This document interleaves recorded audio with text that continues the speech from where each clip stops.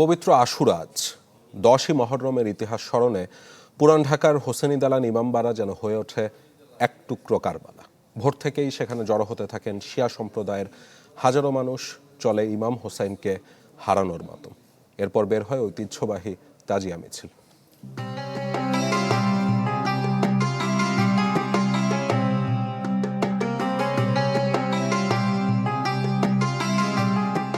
ফোরাত নদীর পারে কারবালার বিষাদময় প্রান্তরের স্মৃতি রক্তাক্ত করে মুসলিম উম্মার হৃদয়কে। 10ই মুহররমের সেই বেদনা বিধুর ইতিহাস স্মরণে পুরান ঢাকার হোসনি দালান ইমামবাড়া যেন হয়ে ওঠে এক টুকরো কারবালা।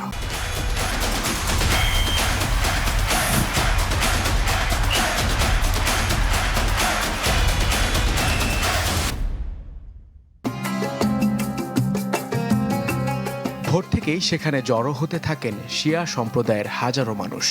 পরনে কালো পোশাক আর চোখে মুখে শহীদ ইমাম হোসাইনকে হারানোর মাতম।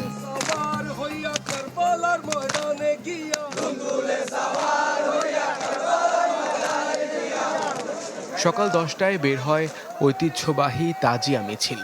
ইমাম হোসেনের প্রিয় ঘোড়া দুলদুলের প্রতীকী রূপ, ইমাম কাসেমের মেহেদি আর কারবালার বীরদের লাল, সবুজ ও কালো নিশান নিয়ে এগিয়ে চলে শোকের এই কাফেলা।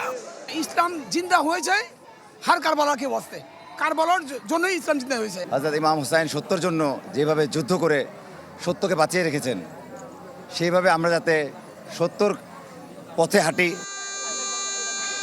চকবাজার, উর্দু রোড সহ পুরান ঢাকার বিভিন্ন সড়ক প্রদক্ষিণ করে যা এগিয়ে যায় ধানমন্ডির অস্থায়ী কারবালার দিকে। We should live with resistance and we should die with dignity instead of living with humiliation. সবাই সবার আশাপূর্ণ হয় এটার মধ্যে, যে নিয়ত করে আল্লাহ তাআলা আশাপূর্ণ করে। মোহাম্মদপুরে হোসাইনি ট্রাস্টের উদ্যোগে মোহাম্মদপুর শিয়া মসজিদ থেকে আরও একটি বিশাল মিছিল বের হয়।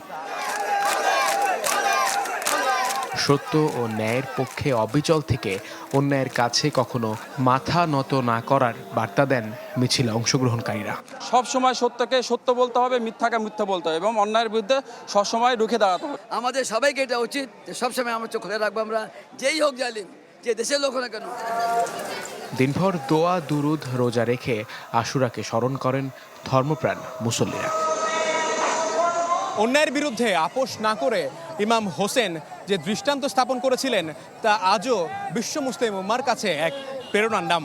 আর তাই তো এই শোকাবহ স্মৃতিকে শক্তি মনে করে সকল ভেদাভেদ ভুলে মুসলিম উম্মাকে এক থাকার আহ্বান এই তাজিয়া মিছিলে অংশ নেয়া মুসল্লিদের। মুহাজির হক, চ্যানেল 24, ঢাকা।